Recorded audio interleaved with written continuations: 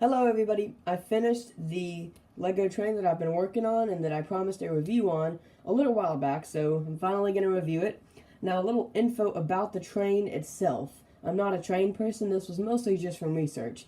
But, although it doesn't say it, this was a train that was called the Rio Grande, and it was a tour train basically, and it ran through the Smoky Mountains, which are in Tennessee, which are in, I believe, also in some Kentucky, but it's the southern mountains, and this train would run through them and give basically tours of that mountain.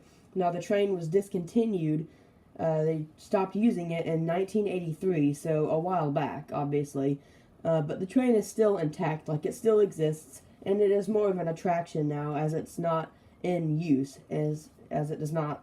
I mean, I'm sure it still runs, but they don't pull any more cars with it. Nobody rides on it anymore. They use a newer, more modern train engine now to deal with the actual pulling. Now, this one I started working on probably 3 weeks ago, and I just now finished it. The final touches were the 1x2 cheese slopes on the roof. I had to find a lot of them in gray, but I did have them, and thankfully I did not have to order any parts in order to build this. Now, this was inspired, obviously, by the Santa Fe, which was a very similar train. A Zephyr, I believe, was the model. If you Google Rio Grande Zephyr, this train will come up. And obviously, I will show you pictures of this train right now.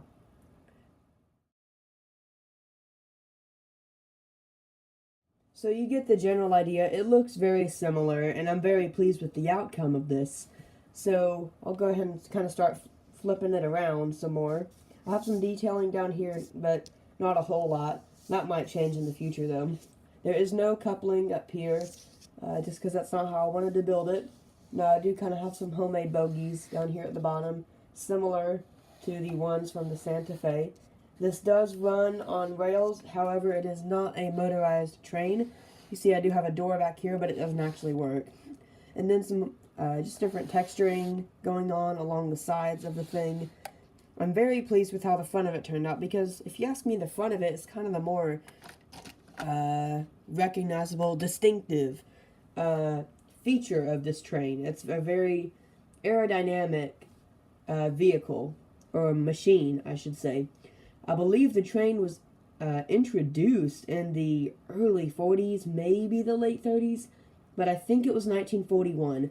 But I don't know, if train guys out there, you'll have to correct me if that's wrong. And I know I sound like a total noob. I don't know anything about trains, though, so that's my own fault.